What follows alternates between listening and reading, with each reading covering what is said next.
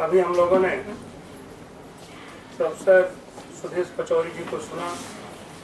आज के इस कार्यक्रम के बीज वक्ता और मुख्य अतिथि इस प्रतिष्ठित महाविद्यालय के प्राचार्य महोदय, सभा कक्ष में उपस्थित सभी प्राध्यापक बंधुओं एवं प्रिय विद्यार्थियों,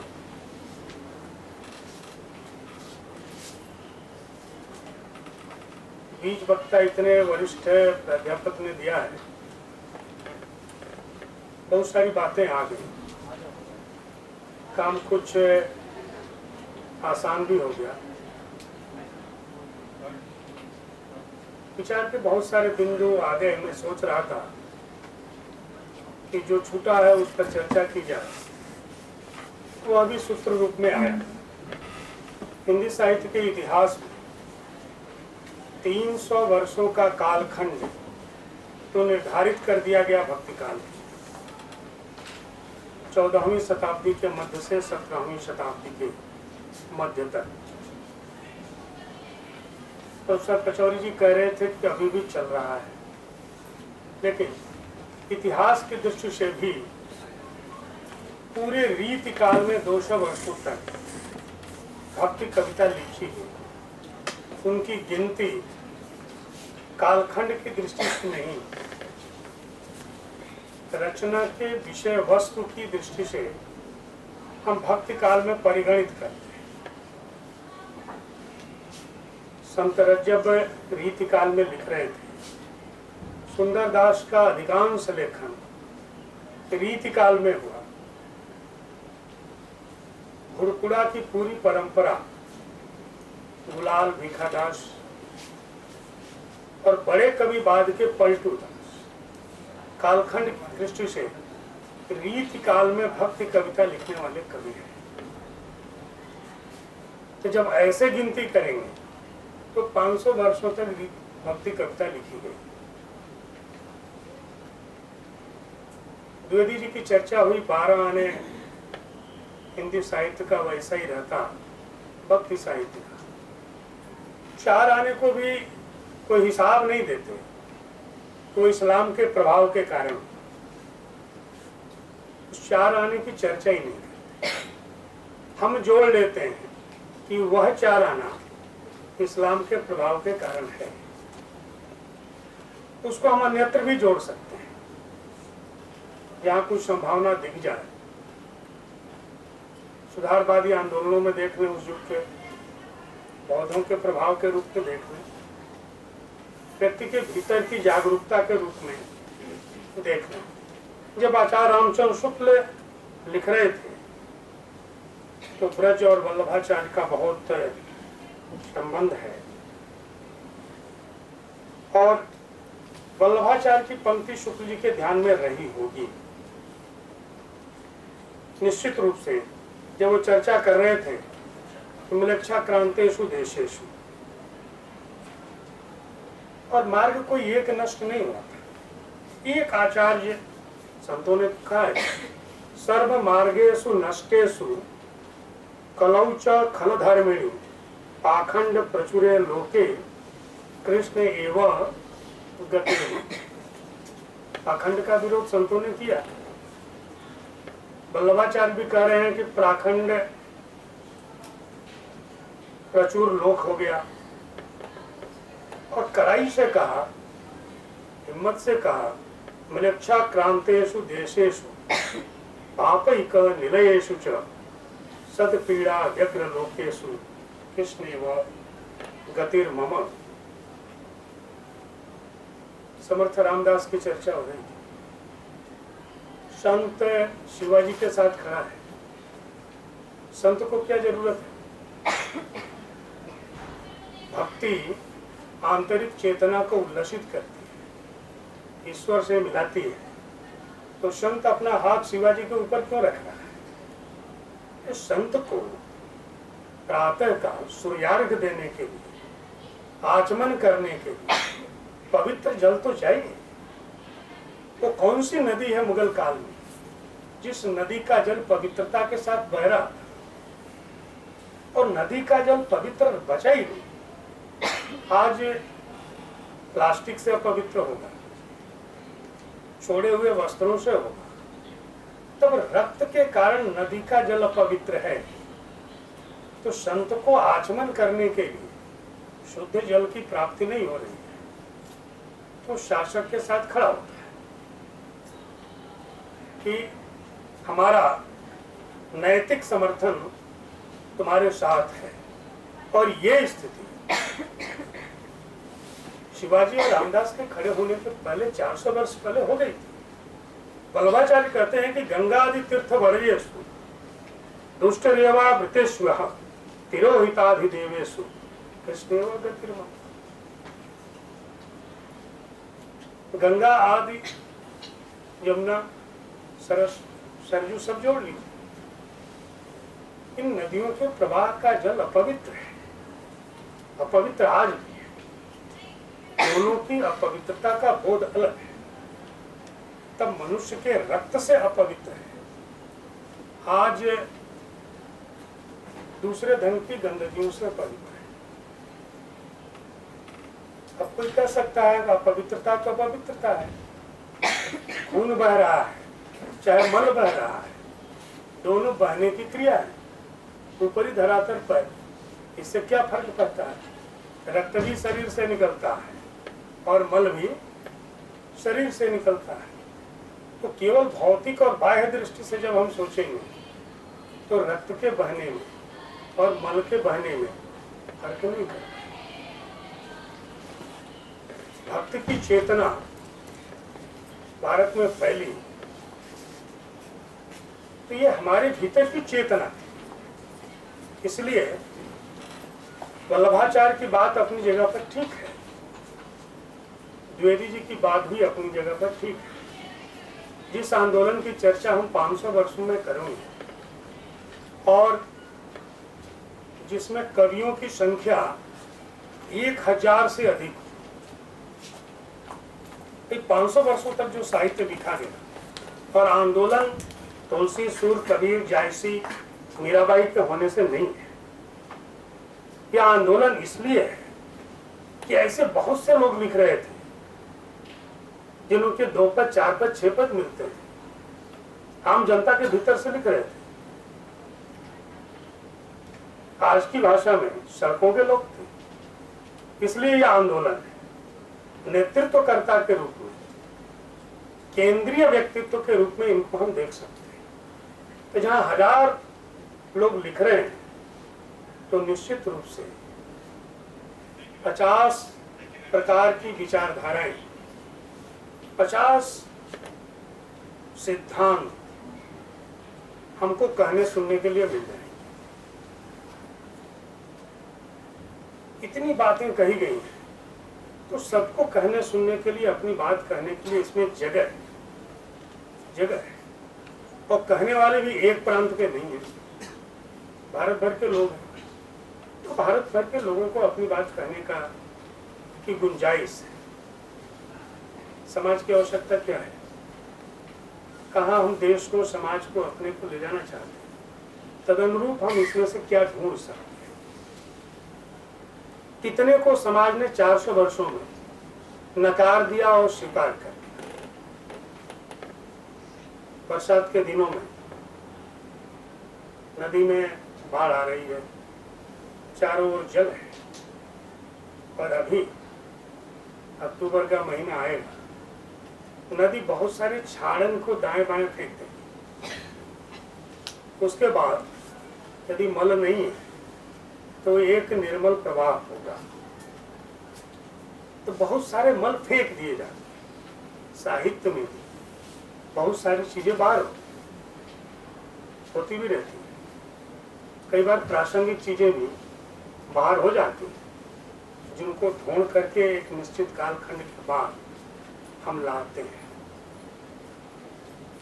ठीक कहा कि इस बात को लोग बोलते नहीं। पचौरी जी जैसे साहसी लोगों ने कि सूफी अपने साथ धर्मांतरण लेकर भी आ रहे, इसकी चर्चा नहीं, क्योंकि उसको कहने से कुछ को असुविधा होती है, समरसता बिगड़ती है। हम चिश्ती की दरगाह जाते हैं तो 2.5 दिन का झोंपड़ा देखने नहीं जाते। परशुराम चतुर्वेदी ने चर्चा की कि चिश्ती को नमाज पढ़ने कहीं दूर जाना पड़ता था, नजदीक में मस्जिद चाहिए, तो एक मस्जिद बन गई। अब वह मस्जिद अजमेर में आज भी बहुत जमीन है, तब तो और भी ज्यादा रही होगी, और भी ज्यादा रही होगी। उसके लिए एक कोई 52 बीघे में बनी हुई संस्कृत विद्यालय, और उसके भीतर बने हुए सरस्वती के मंदिर को तोड़ करके मस्जिद बनाने की जरूरत नहीं थी। यदि नमाज पढ़ना आवश्यकता थी तो एक मंदिर को तोड़ा गया, मस्जिद बना दी गई, और सहिष्णु सूफी उस मंदिर तोड़कर बनाई गई मस्जिद में नमाज पढ़ रहे थे, और असहिष्णु हिंदू 1000 वर्षों से चिश्ती की दरगाह पर चादर चढ़ा रहे हैं। भक्ति कविता में उस पूरे संदर्भों में मीराबाई संस्कृत से आया हुआ नाम नहीं है। उनकी मां ने मेर शाह अजमेर जाइए ऊपर मस्जिद बनी, आराधना की तो मीराबाई पैदा हुई, जिसका ससुराल बाबर से संघर्ष कर रहा है। उस घर की बहू मीरा है, क्योंकि राणा सांगा और राणाओं का पूरा परिवार असहिष्णु हिंदुओं का परिवार है, और मीरा के ब्याज से मीरा ने देवर राणा और सिसोदिया शब्द का प्रयोग किया, तो मीरा के बहाने पूरे राणाओं को गाली देने का हम अवसर निकालते हैं, अवसर ढूंढते हैं। क्या करती बेचारी, किले के भीतर बंद थे, कई सासुएं, ननदें, देवर, इसलिए मीरा क्रांतिकारी हो गई। बंद थी इसलिए क्रांतिकारी हो गई। प्रश्न ये है कि कई सासुएं होने से, किले के भीतर बंद होने से कोई मीरा बनता है। एक जोधपुर से मीराबाई निकलती, वहां के राजाओं की कई शादियां नहीं थी क्या, कई सासुएं नहीं थी क्या? किस राजा का भाई बड़ा, उसको शासन करना है, विरोधी सत्ताओं से संघर्ष करना है, तो बड़ा ही विनम्र होता था क्या? एक बनारस में भी मीराबाई निकलती किले के भीतर से, वहीं बगल में बूंदी, कोटा, सब जगह से एक मीरा कवित्री क्रांतिकारी निकलती, लेकिन नहीं निकली। तो नहीं निकली तो हम इसको कैसे पढ़ें? मीरा किले के भीतर बंद होने से कोई महिला मीरा नहीं बनती। उसकी पढ़ाई लिखाई और शिक्षा क्या है, उसकी चेतना क्या है, उसके प्रति उसका समर्पण क्या है? राणाओं ने मीरा को पढ़ने की विधिवत व्यवस्था की थी। एक व्यक्ति आकर मीरा को पढ़ा रहा है, और पढ़ाने की दक्षिणा कितनी बड़ी है कि आज भी वह परिवार 2000 बीघे जमीन पर कायम है। वो परिवार उन कौरवों की तरह नहीं है कि 105 को पढ़ाने वाला गुरु द्रोणाचार्य और उसका एक बेटा आटा घोलकर पी रहा है। वहां किसी की गाली नहीं पहुंचती, गाली द्रोणाचार्य को पहुंचती है, जिसकी पत्नी गाय पाल रही है और बेटे को आटा पिला रही है। कौरवों और पांडवों ने विचार नहीं किया कि गुरु का वेतन कितना होना चाहिए, और गुरु ऐसा है जो मांग नहीं रहा है, इसलिए तो एक बेटे को आटा घोलकर पिलाया जा रहा है, दूध मांगता है। मीरा की व्यवस्था थी। दक्षिणा में एकड़ के हिसाब से मोटा जोड़ ले तो 20 एकड़ के आसपास जमीन मीरा को पढ़ाने के बदले दी गई। वो पंडित परिवार आज भी वहां कायम है। तो भक्ति साहित्य के भीतर पहली बार महिलाएं लिख रही और निर्भीक होकर के लिख रही। आंडाल लिख रही है, मीरा लिख रही है, ललेश्वरी खड़ी है, सहजोबाई और दयाबाई खड़ी। तो इस चेतना को यदि अलवारों के भीतर देखा गया तो कोई आश्चर्य नहीं। आवागमन की असुविधा होने पर एक चेतना है। इस्लाम का आक्रमण एक कारण है जो उस पर बात हो रही है, उसकी प्रतिक्रिया भी हो, लेकिन हम अपने को सुधार रहे थे, हम परिष्कृत कर रहे कि नहीं, ये छुआछूत और भेदभाव ठीक नहीं है। और इस चेतना को लाने के लिए किसी आक्रमण की जरूरत नहीं थी। पुर्तगीज नहीं आए थे, फ्रांसीसी नहीं आए, अंग्रेज नहीं आए, इस्लाम नहीं आया। तो अलवारों की जो पूरी की पूरी परंपरा खड़ी होती है, और उन अलवारों की परंपरा में जिन वैष्णव भक्ति की हम चर्चा करते हैं, उनके सबसे बड़े आचार्य रामानुजाचार्य, और रामानुजाचार्य योजना पूर्वक घर वालों ने यादव प्रकाश के पास पढ़ने के लिए भेजा होगा, पंडित के पास। लेकिन रामानुज ने जिन 3 गुरुओं का चयन किया, वे वर्णाश्रम व्यवस्था में चतुर्थ वर्ण से आते हैं। इसका चयन किया रामानुज ने, यानी कि कोई जैसा मुक्तिबोध करते हैं कि कोई अवर्णों का सवर्णों के विरुद्ध आंदोलन नहीं, कोई आंदोलन नहीं हो रहा। सवर्ण अवर्ण के भीतर अपने गुरु को देख रहा। महापुण्य के यहाँ रामानुज जाते हैं, गोष्ठ पुण्य के यहाँ रामानुज जाते हैं।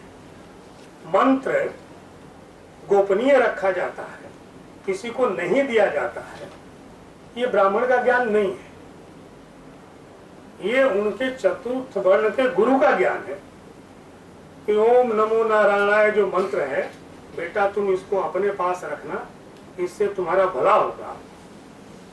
ये मंत्र है, गोष्ठी पुण्य दिया उनको, अपने पास रखना। जब ब्राह्मण रामानुज को पता चलता है कि इससे समाज का भला होगा, तो अपने पास क्यों रखूंगा। श्रीरंगम के मंदिर में गोपुर के ऊपर चढ़ करके पूरे गांव को इकट्ठा करते हैं और जोर जोर से उस मंत्र को बोलते हैं कि सब दूर आओ। गुरुजी ने बताया है कि इस मंत्र को बोलने से सबका भला होता है। उन अलवारों की परंपरा मंदिर जाने में रोकती है। वेद महत्वपूर्ण पुस्तक है, तो प्रबंधन को वही महत्व मिला रामानुज संप्रदाय में। आज भी आचार्य के हाथ में जो धागा बंधा है वो वेद का भी है, प्रबंधन के मंत्र का भी है, उससे भी वो अभिषिक्त हो। तो वेद के बराबर लोक प्रचलित तमिल में लिखी हुई वाणियां लोकप्रिय हो। अत्याचार और महिला का अत्याचार, उसके प्रति आलवारों की कितनी दृढ़ता है। कुलशेखर आलवार है, केरल का राजा है, कथा सुन रहा है और कथावाचक ने कहा कि रावण सीता को लेकर के लंका की तरफ जा रहा है। कथा सुनते हुए राजा आदेश देता है कि रावण के ऊपर आक्रमण किया जाए। सेनापति चकित है, चिंतित है, अब क्या करें कि अभी तक सेना नहीं चली, सेना की तैयारी करता है। दूसरा पुरोहित समझाता है कि पंडित जी कथा में कहिए कि आपकी सेना को देख करके रावण डर गया, और वो बताता है कि रावण ने सीता को छोड़ दिया, आपकी सेना को देख करके रावण भयभीत हुआ, इस तरह से सेना की जान बची। यानी कोई व्यक्ति स्त्री का हरण कैसे कर सकता है, ये कथा में भी बात आती है, स्वप्न में भी बात आती है। तो भक्त किस तरह से उसका प्रतिकार करता है, इस चेतना को भक्ति साहित्य ने हमको दिया।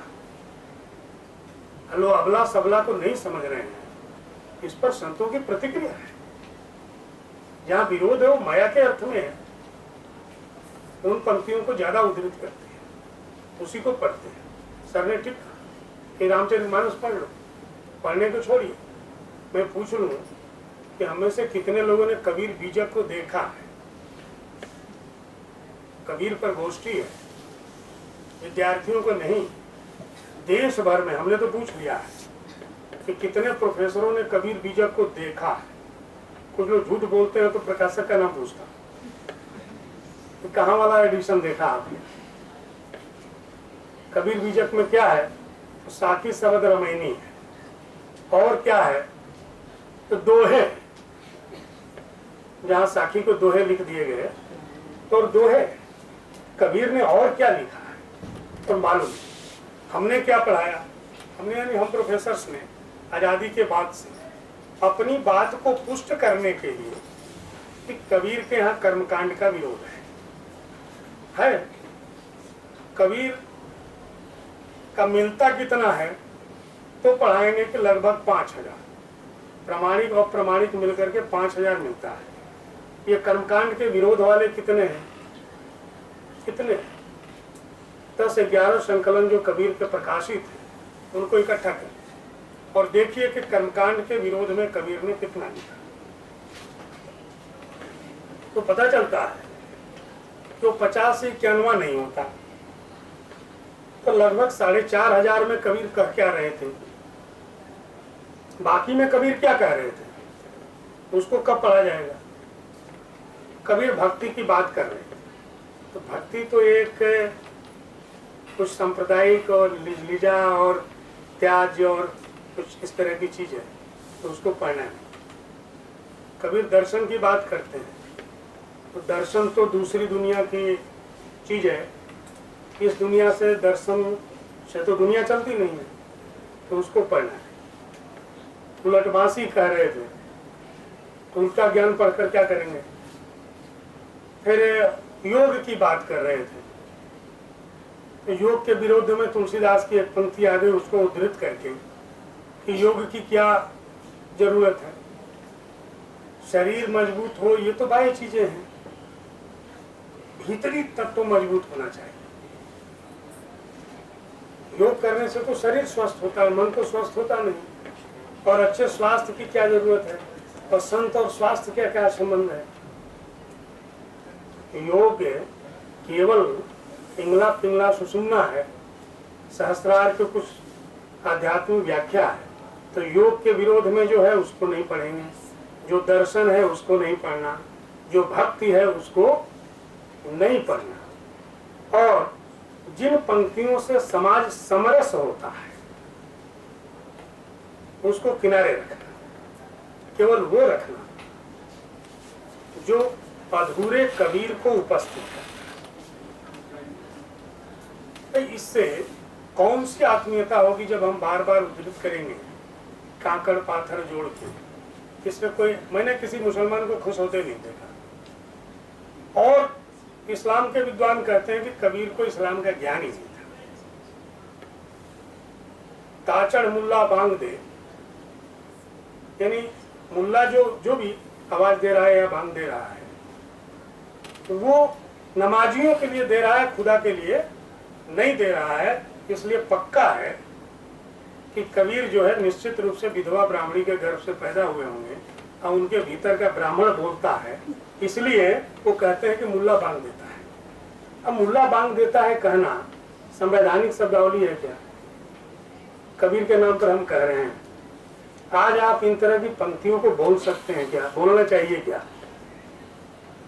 या पंडित बाद बदनते झूठा, पंडिया पंडित पंडितवा, इस तरह के है पद हैं, साखियां हैं, कबीर कह रहे। और जिन्होंने नहीं कहा इतनी तेज भाषा में, दादू दयाल वगैरह ने कहा कि बड़े ठंडा मामला है, तेजी नहीं है, गाली जोर से निकलता नहीं। दादू दयाल का समाज पर जोर से नहीं बोलते। आपने नानक को कोट किया, फिर कभी कुंभन दास ने, सिकंदर लोदी ने कबीर को हाथी के सामने डाल दिया, या गंगा जी में डलवा दिया। कबीर के यहाँ तमाम तेजस्विता के बावजूद सत्ता के विरोध में कितनी पंक्तियां, सत्ता के विरोध में कितनी। कबीर 120 वर्ष जिए, सिकंदर लोदी से लेकर के मुगलों की सत्ता देखा, कबीर उनके विरोध में नहीं बोलते। अब आप कहेंगे कि उसकी जरूरत नहीं थी, उसकी जरूरत नहीं थी, ठीक है, हर बात पर बोलें क्या। यदि भक्ति साहित्य राजनीतिक चेतना है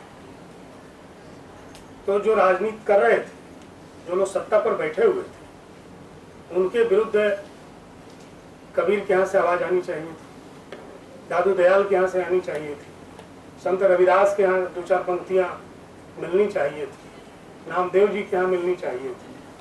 लेकिन पूरे देश गुरु नानक मोहनदास जैसे अपवादों को छोड़ दें तो जो लोग उनके साथ अत्याचार कर रहे थे उनके लिए नहीं बोल रहे हैं ये लोग, जबकि इनको दरबारों में नहीं रहना था, दरबारों में नहीं रहना। तुलसीदास जैसे कुछ लोगों के यहाँ मिल जाएगा, बहुत कम। जितना इनका शोषण हुआ आज की भाषा में उतनी शब्दावली नहीं मिलती।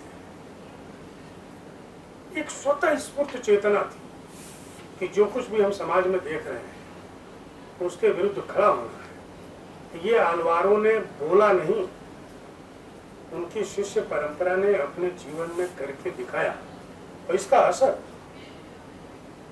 प्रपत्ति शब्द रामानुज ने दिया। ये रामानंद के यहाँ है।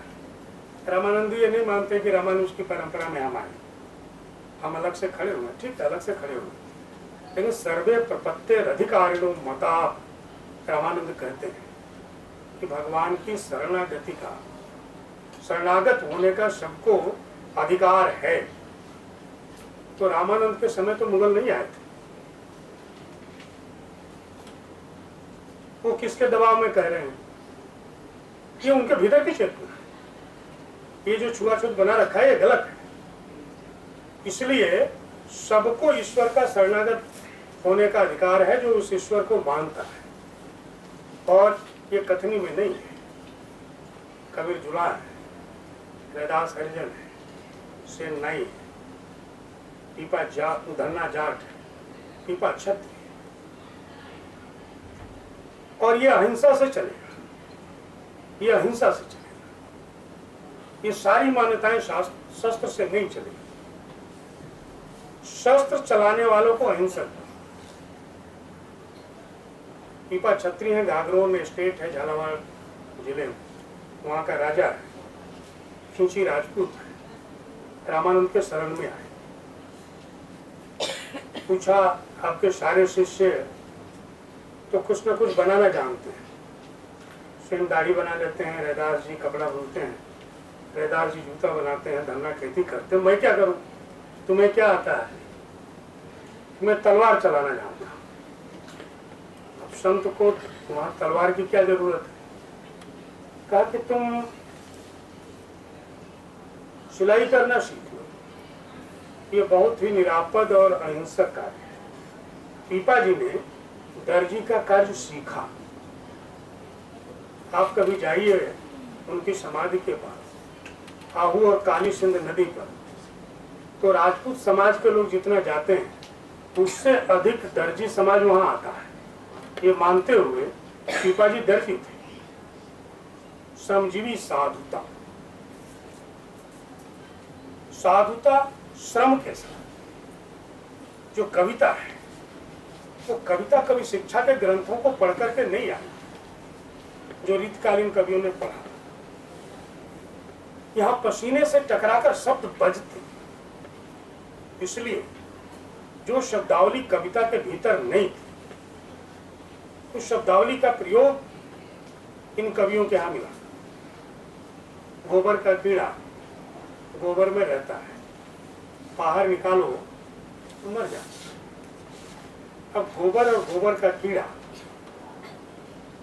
ये शब्दावली कविता की शब्दावली हो सकती है, ये संतों के यहां हो सकती है।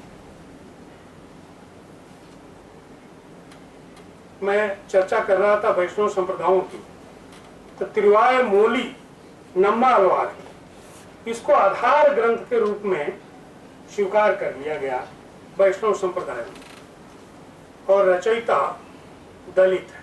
आज की शब्दावली द्रविड़ वेद के रूप में मान्यता, और जो आरती उन्होंने गाई उस प्रभाव में रामानंद ने, वो आरती आज भी मानी। इतनी आरतियां लिखी गई,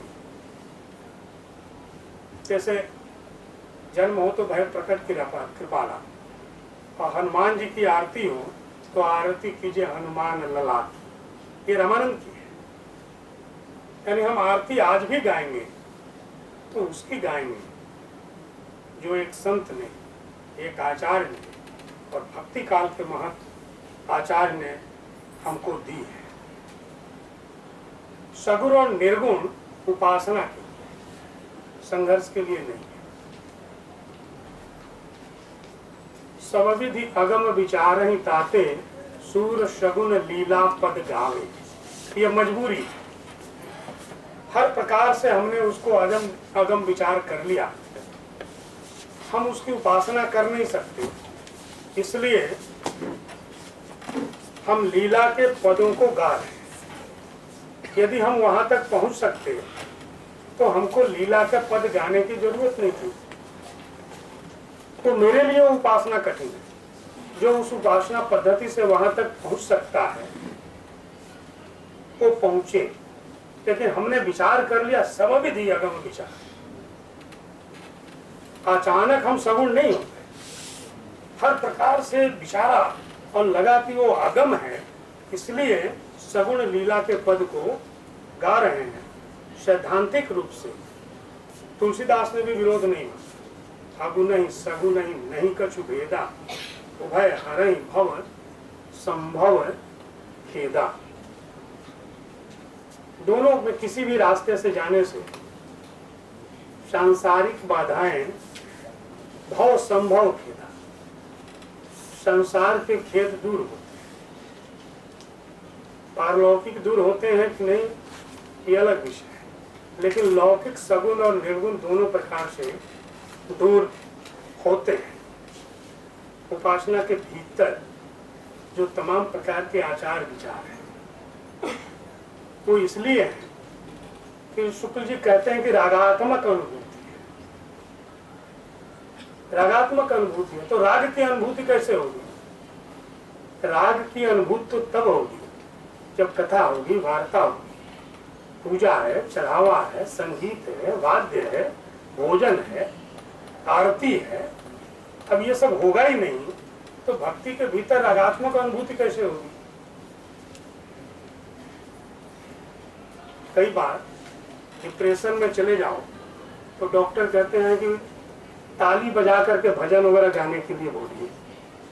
अब डिप्रेशन हुआ है, किसी का बेटा मर गया, संपत्ति लूट गई, नौकरी नहीं लगी, तो उसमें ताली बजाने और भजन गाने का क्या संबंध है? उससे क्या संबंध बनता है? एक रागात्मकता की जो अनुभूति है वह लौकिक व्याधियों को भी दूर करती है। इसलिए सगुण भक्ति के साथ अधिक उसकी जो तरलता है, संप्रेषणीयता है, अधिक निर्गुण का नहीं चला। और मजे की बात यह है कि जो संप्रदाय विरोधी थे उन सबके मठ और संप्रदाय, सबके मठ और संप्रदाय, सबकी परंपरा है। हमको ध्यान है कि बनारस में रैदास मंदिर में रैदास के पद लग रहे थे, शाही जी आ गए तो प्रूफ पढ़ने हम लोग जाते थे। सुखदेव जी भेज देते थे कुछ रिसर्च स्कॉलर्स को, और चेता रखा था कि आरती गेट पर लगवाना, ध्यान रखना पड़ता है। आज भी आप जाएंगे तो रैदास जी की आरती मंदिर में गेट पर लगी। ये सब लोग आरती लिख रहे हैं, निर्गुण आरती, और निर्गुण आरती ढोल मजीरे के साथ, प्रसाद भजन पूजन के साथ गाई जाती है। साधु पंथ में हर द्वारे में आप जाएंगे तो मठ के बाहर एक हनुमान जी की मूर्ति लगी, और आज के पहले वाले आचार्य जी भागवत की कथा कहते थे। अब उसमें एक कथा और भी जोड़ी जाएंगी कि हनुमान जी की पूजा दादू पंथ में कैसे आई, जुड़ जाती है। कबीर चौरा जाइए,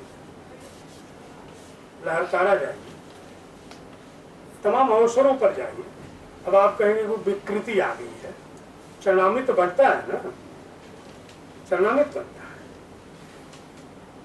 मूर्ति विरोधी कबीर अपने मठ में मूर्ति बन के बैठे हुए, और जैसे वैष्णवों के यहाँ अष्टछाप के कवियों के यहाँ आठों याम की उपासना है, वैसी उपासना है, भोग है, आरती है, शयन है, प्रसाद है, ये सब कुछ है। ये सब कबीर ने कहा था क्या? यानी मन कहाँ जाता है, मन का झुकाव और प्रवृत्ति किधर है? और तमाम राजा शिष्य हो रहे हैं, तमाम निर्गुण संतों, उनको बाकायदा दीक्षित किया और दीक्षित करके उनकी कथाएं और गर्व की अनुभूति। कोई दादू पंथी मंच पर होगा और बात होगी तो 40 दिन अकबर के साथ दादू की वार्ता चली, ये पहले कहा जाएगा। हमने भी अपनी पुस्तकों में लिखा, बहुत महत्वपूर्ण बात है। अकबर ने बुलाया दादू दयाल है, बड़े सुंदर दास बीकानेर के राजा थे, दादू पंथ में दीक्षित। आमेर के राजा के भतीजे दादू पंथ में दीक्षित हुए। इतनी जागीरदारियां मिली। ये सब निर्गुण परंपरा में है। सूरदास को कौन सी जागीरदारी मिली? जो लोक और संप्रदाय, जहाँ जाति भी ढूंढ सकते हो, पूरी भक्ति है, चढ़ावा है, अष्टयाम है। तुलसीदास की कौन सी परंपरा है? एक बनारस में मानस मंदिर है, वो 60 के दशक का है, किसी का बनाया हुआ। तुलसीदास का कोई संप्रदाय नहीं, सूरदास का कोई संप्रदाय नहीं, रसखान का भी कोई संप्रदाय नहीं है। दिलचस्प ढंग से बड़ा विरोधाभास है। जो जात पंथ संप्रदाय के विरुद्ध थे, उन सबके संप्रदाय चले। व्यवस्था हुई कि कौन बैठेगा इस गद्दी पर, कहाँ का होगा। कई जगह तो जाति की व्यवस्था हुई। इसलिए कुछ चीजें कहने सुनने में रह गई। हमारे गुरु सुखदेव सिंह जी कहते थे कि कबीर का उपयोग ताली बजाने के लिए ठीक है, ताली बजाने के लिए। उस पंथ पर चला नहीं जा सकता, वो मार्ग कठिन है। इसलिए कबीर पंथी भी सिकुड़ गए। कबीर पर बात करने वाले अपने पक्ष में उत्तेजना पैदा करने और ताली बजवाने तक हम कबीर तक सीमित हैं। चलते हैं हम तुलसीदास के पथ पर, चलते हैं हम सूरदास के पथ, और उतना ही बोलते हैं जिससे सभा और कार्यक्रम में कुछ उत्तेजना पैदा हो सके। इसलिए उन पंक्तियों को बोला जाए, उद्धृत किया जाए जो बल वस्तुतः उनकी चेतना के भीतर से आती है। और वो चेतना क्या है जिस पर चर्चा कम होती है? नहीं, पूरा का पूरा जो भक्ति साहित्य है वो सामाजिक समरसता का साहित्य। सामाजिक समरसता जैसे जितने भी पद हों उनको ढूंढ कर ला कर रखना चाहिए। तो आज की जरूरत है कि जिससे समाज समरस बने, हमारी दूरियां कम होती,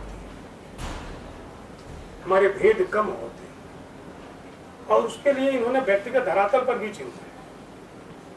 तमाम जातियों के लोग तमाम जातियों के शिष्यत्व को ग्रहण कर, पहली बार ऐसा हुआ कि अवर्ण जातियों के शिष्य ब्राह्मण और क्षत्रिय स्वेच्छा से बनने के लिए गए और प्रयास पूर्वक 23 वर्ष का रसखान दिल्ली से गया तो दिल्ली के मारकाट से ऊब करके ब्रजधाम में जाना। दादू दयाल के यहाँ बखना और बाजिंद है। उसने गर्भिणी हिरणी का शिकार कर दिया। मन के भीतर करुणा है, क्या करे, कहाँ जाए, गलत हो गया। दादू दयाल के पास काशी के महान पंडित जगजीवन साहब तमाम स्वर्ण पत्र, रजत पत्र, ताम्र पत्र लिए हुए, ये मुक्ति में बाधक है। दादू दयाल ने समझा दिया, शिष्यत्व को ग्रहण किया। दादू दयाल कहते हैं तुम्हारे भीतर बड़ा अहंकार है, विद्या का अहंकार है। दौसा जिले में टहलड़ी की पहाड़ियां जाओ, वहाँ साधना करो, वहाँ साधना के लिए भेजा है। तो तमाम विद्वान है, समृद्ध लोग हैं, राजकुलों के लोग हैं, इनके पास क्या प्राप्त करने के लिए जा रहे हैं? कौन सी चेतना उनको घर में, समाज में राजा रहते हुए पीड़ित कर, क्या प्राप्त करने जा रहे हैं? तो अहिंसा को प्राप्त करने के लिए जा रहे हैं। और अहिंसा कितनी, सात्विकता कितनी कि उस अहिंसा के विरुद्ध में तुलसीदास लिखे तो लगेगा कि ब्राह्मण अहिंसक है, वो अहिंसा की बात कर रहा है। उस अहिंसा की बात कबीर कर रहे हैं, बखना कर रहे हैं, बाजिंद कर रहे हैं, गुरु नानक कर रहे हैं। जो संघर्ष है वो सत्ता के कारण राजा को तलवार उठाना पड़ता है, वो जैन राजा भी उठा रहे हैं। कई जगह तो केवल मांस तक नहीं, जो परम वैष्णवों का खाद्य है। रजब ने कहा कि खाने की वस्तुएं इतनी प्रकृति ने बनाई है, फिर भी लोग लहसुन प्याज खाते हैं। यानी मांस का विरोध तो विरोध है, जो भी तामसी चीज है उसका विरोध कर रहे हैं। बखना कबीर की भाषा में कहते हैं कि तुर्का की महर दया हिंदुआ की दहु धरा में भाग। तुर्कों की महर और हिंदुओं की दया इस धरती से भाग गई। वे जिबा करे, वे झटके मारे, आग दुहू के लाए। पेट की आग दोनों के भीतर है, इसलिए कोई जिबा कर रहा है, कोई झटका मार रहा है। और राम हम कह सकते हैं पहली बार सबकी जुबान में तो निर्गुण राम होगा, लेकिन निर्गुण अर्थ में कहने के लिए राम ही था क्या? कुछ और कह सकते थे? राम राम क्यों कर रहे हैं? निर्गुण अर्थ में सही कबीर राम की सत्ता को तो ध्यान में रखते हैं। बखना और बाजिंद भी राम कर रहे हैं। कुछ लोग दादू को मुसलमान नहीं मानते, मुसलमान है तो पूरा राम राम ही है। बखना भी कह रहा है कि बखना बाणी सो भलू जहां बाणी में राम, बकना सुनना बोलना राम बिना बेकाम। चाहे जितना बको, जितना सुनो,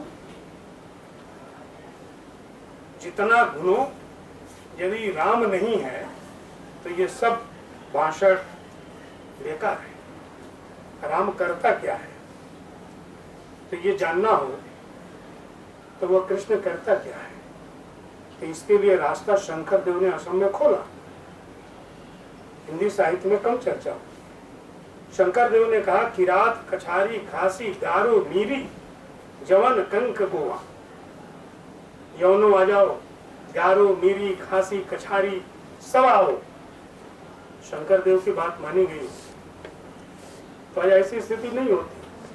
आज भी जहाँ शांति है, सद्भाव है, समरसता है, राग है, वहाँ किसी न किसी रूप में शंकर देव और माधव देव की सत्ता पूर्वोत्तर में है कि असम मुलुक रजक तुरुक कुवाय मलेच्छ चंडाल आनो भक्त नर कृष्ण सेवकर संगत पद। कृष्ण की सेवा में आओ, सब पवित्र हो जाओगे। भक्ति लभिया संसार तरिया वैकुंठ सुखे। आओ सब मिलकर के इस भक्ति को प्राप्त करके सुख पूर्वक कृष्ण की शरण में चलते हैं। यानी अब असम ने मुगलों को कर नहीं दिया, आज मुस्लिमाबादी ज्यादा होगी। 3 बार राम सिंह गए, लाचित बड़फूकन से हार करके आए। शंकर देव के समय कोई आक्रमण नहीं है, कोई इस्लाम का भय नहीं है, लेकिन शंकर देव उस चेतना से युक्त हैं, जो उनको लग रहा है कि हमारा समाज विषम है और ये विषम समाज के भीतर से, इसलिए उनके यहाँ कोई छुआछूत नहीं। अंकिया नाट है, ओपन थिएटर की हम आज बात करते हैं, वहाँ शब्द है मुक्ताकाश। मुक्ताकाश के भीतर शंकर देव के नाटकों को खेला गया, भागवत पवित्र ग्रंथ बना। निर्गुण और सगुण का कैसा समन्वय। कृष्ण लीला करेंगे, कृष्ण पर नाटक भी, हम निर्गुण हैं। और हमारे मठ में यानी सत्र में भागवत पवित्र ग्रंथ के रूप में उपस्थित है। ये वो पुस्तकें हैं जिसने गुरुपद को प्राप्त किया। गुरु ग्रंथ साहब तो है। ऐसे कई संप्रदायों में जो पुस्तकें हैं, दादू वाणी ने भी गुरुपद को प्राप्त किया। गुरुपद को प्राप्त करने वाली जो पोथियां हैं, जिससे झगड़े शांत हो सके, उसकी जगह पर रखा प्राणनाथ के यहाँ। जात एक खसम की और न कोई जात, एक खसम एक दुनिया और उड़ गई दूजी। वाह,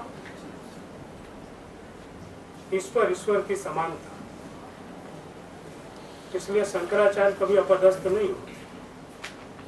जो पिंड में है वो ब्रह्मांड में है। वह जो अद्वैत है वो निर्गुण साहित्य के आधार के रूप में हमारे बीच में आया, और उस आधार को लेकर के बहुत सी बातें वहाँ की गई। पेशा परक शब्दावली से कविता, मधुकरी की परंपरा बंद हुई। मधुकरी एक पवित्र कार्य था। एक दरवाजे मांगेंगे भूखे रह जाएंगे, फिर 2 दरवाजे मांगेंगे। लेकिन निर्गुण संतों की परंपरा में एक ऐसी बड़ी पीढ़ी तैयार हुई जिसने अलग अलग पेशे और कार्य को अपनाया, और वह जो शब्दावली है, वो शब्दावली साहित्य की शब्दावली के रूप में स्थापित होती है। जब जुल्हा बीनहु रे हरिनामा कहते हैं कबीर, तो उसके साथ ताना तने को अंगूठा लीना चरखो चारो वेदा सर फूटी एक राम नारायण पूरम प्रगटे वेदा। तो पूरी की पूरी शब्दावली, इस शब्दावली ने हमारे साहित्य को, कविता की दुनिया, कविता के शब्द संसार को समृद्ध किया। रैदास जी चमड़ा नहीं काटते, रापी कविता का हिस्सा बनता है, और रापी से जो चमड़ा काटा जा रहा है वो जन्म मरण के बंधन को काटा जा रहा है। केवल लौकिक अर्थ में उस चमड़े को काटने की बात नहीं होती। उसी तरह से केवल दाढ़ी नहीं बन रहा है, केवल हल नहीं चल रहा है, हल के साथ मानसिक पूजा भी हो रही है। इसलिए सबसे बेहतर मूल्यांकन संपूर्णता हिंदी के आदि आलोचक नाभा दास ने। हिंदी आलोचना का प्रस्थान बिंदु नाभा दास के यहाँ। वो कविता नहीं, वो केवल जीवनी नहीं है, कवियों के रचना कर्म पर टिप्पणी। इसलिए कबीर को समझने के लिए बार बार, या तुलसीदास को भी समझने, वाल्मीकि तुलसी भयो केवल अवतार की बात नहीं है। वाल्मीकि और तुलसी के समान बिंदुओं को तलाशने की जरूरत है। नवादास कह रहे हैं, भक्ति विमुख जो धर्म सो ताहि अधर्म गरि गायो, जोग यज्ञ व्रत दान भजन बिन तुच्छ दिखायो, हिंदू तुरक प्रमाण रमैनी शब्दी साकी, पक्षपात नहीं वचन सबहि के हित की भाखी, आरूढ़ दशा हुए जगत पर मुख देखी नाहिन बनी, कबीर कानी राखी नहीं वर्णाश्रम सट दर्शन। इन 6 पंक्तियों में कबीर का पूरा मूल्यांकन 400 वर्ष पहले नाभादास ने किया। हम किसी न किसी तरह से जो नाभादास ने तब कहा उसको हम अपनी अपनी शब्दावली में अपने अपने ढंग से आज भी व्याख्यायित कर रहे हैं। सर ने ठीक कहा, एक बार गीता पर पंडित मदन मोहन मालवीय जी पूछते थे योग कर कसरत करते हो क्या, दूध पीते हो क्या, गीता पढ़ते हो। गांधी जी की 150 वर्षों चल रही है। महात्मा गांधी ने एक विद्यालय में हाथ उठाया, कितने विद्यार्थियों ने गीता पढ़ी है। रैदास जी उस बात को कह रहे थे तब, जिस कर्म की प्रधानता की बात गीता में कही, जात एक जामे एक ही चिन्हा, देव अवयव कोई नहीं भिन्ना। कर्म प्रधान ऋषि मुनि गावे, यथा कर्म फल तैसे ही पावे। जीव के जाति बरन कुल नाही, चातुर्वर्णम मया सृष्ट गुण कर्म विभाग सर। जाति भेद है जग मूर्खाई, ये उन्होंने कहा। उसको कथा और प्रसंग के माध्यम से सगुण संतों ने अपने अपने ढंग से पूरे कथा प्रसंग में उसको रखा। तो निर्गुण और सगुण का भेद भी कर लीजिए, उस कथा प्रसंग को भी पढ़ लें। लेकिन संपूर्णता समरस समाज कैसे हो सकता है, उसकी चिंता जो 500 वर्षों के भक्ति साहित्य में है, उसे इस समाज ने स्वीकार किया, अंगीकार किया। बाकी कहने सुनने के लिए सब ठीक है। जो स्वीकृति का धरातल है, वो स्वीकृति का धरातल पूरे विश्व, इसलिए कबीर ने कह दिया, मोल करो तलवार का पड़ा रहने दो म्यान। अब जब कबीर ने कह दिया कि तलवार का मोल करो, म्यान को पड़े रहने दो, तो क्या हर गोष्ठी में म्यान का मोल करते हैं? रोज म्यान का मोल क्यों कर रहे हैं? म्यान क्या है? बाह्य तत्व, तलवार भीतरी तत्व। हमने जनेऊ रखी है, चुंडी रखा है, सामने टोपी लगा के दाढ़ी बना के बैठे हैं। कोई मस्जिद जाता है, कोई मंदिर जाता है, ये सब बाह्य चीजें हैं। उसका मोल करने की जरूरत नहीं है, तो उसको अपनी सुख सुविधा से करने दो। हम उसका मोल कर रहे हैं कबीर के संदर्भ से। कबीर ने उसको मना कर दिया, भाई कोई 4 जनेऊ पहन ले, कोई और दाढ़ी बढ़ा ले। भाई हम तो मुसलमान दाढ़ी बढ़ाते हैं, हिंदू दाढ़ी और जटा दोनों रखते हैं, क्या असुविधा होती है दाढ़ी और जटा से? दाढ़ी और जटा से कोई असुविधा नहीं होती। भीतर जो आपके बैठा हुआ है वो क्या बोल रहा है? वो विरोध पैदा कर रहा है या आपकी वाणी से समाज समरस हो रहा है? दुनिया में 7 अरब आबादी में 6 अरब कर्मकांडी है। मंदिर जाता होगा, मस्जिद जाता होगा, चर्च जाता होगा, गुरुद्वारे जाता होगा, हवन पूजन करता होगा, ये सब कर्मकांडी है। अब केवल कर्मकांड उद्देश्य है उसका विरोध, और कर्मकांड रहेगा तो धरती अराजक हो जाएगी। तो ये 7 अरब लोग रह ही नहीं पाते, जो किसी भी धर्म में आस्था नहीं रखते, जो ईश्वर और भक्ति को मानते ही नहीं, न वेद माने, न पुराण माने, न गीता, न बाइबल, न कुरान। उन्होंने इसको औजार के रूप में प्रयुक्त किया। तो नतीजा ये हुआ कि 80-90% आबादी ने उस बात को माना ही माना, वो जहाँ से उसको तसल्ली मिलती है, इसलिए उस रास्ते पर चल पड़े। बाकी सारी चीजें लिखने पढ़ने तक रह गई, ताली बजाने तक रह गई। पूरी कथा वार्ता सुनने के बाद, पूरे कर्मकांड के विरोध के बाद, न किसी ने मंदिर जाना विरोध किया, बंद किया, न गुरुद्वारे जाना बंद किया। इसका मतलब ये कि कबीर को ठीक सूझ गया था कि मोल करो तलवार का पड़ा रहने दो, म्यान पर ज्यादा बातें न की जाए। पता नहीं संयोग से या जानबूझ करके आचार्य द्विवेदी जी ने जो कबीर की साखियों का संकलन किया पदों का कबीर में, तो उसमें एक अंतिम साखी जो उन्होंने रखी, तो मुझे कबीर का भी निष्कर्ष लगता है। शून्य मरे अजपा मरे, अनहद हूं मर जाए। कबीर ने कहा शून्य मर जाएगा, करो शून्य का चिंतन। अजपा जाप जपो रे भाई, कबीर ने भी कहा, लेकिन कहा ये अजपा वाले नहीं रहे। शून्य मरे, अजपा मरे, अनहद हूं मरी जाए। जिस अनहद के सुनने की बात कर रहे थे, कई अनहद नहीं रहे, क्या बचेगा? राम स्नेही ना मरे। राम स्नेही नहीं मरेगा, राम को चाहने वाला नहीं मरेगा, राम का आराध्य नहीं मरेगा। कह कबीर समुझाए। अब कबीर ने इतना लिखा, समझा करके कबीर बहुत कम करते हैं। समझाए शब्द अंत में कितने पदों में है, लेकिन ये जो साखी है इसमें कबीर ने कहा कि राम स्नेही ना मरे, कह कबीर समझाए। तो जब कबीर ने समझा के कहा है वो हमारे विचार का विषय है, ध्यान का विषय है। तो समय लिया, इस प्रतिष्ठित महाविद्यालय, इसके प्राचार्य महोदय, अध्यक्ष महोदय ने आमंत्रित किया, प्रतिष्ठा दी, आप सब लोगों ने ध्यानपूर्वक सुना। सबको बहुत बहुत साधुवाद।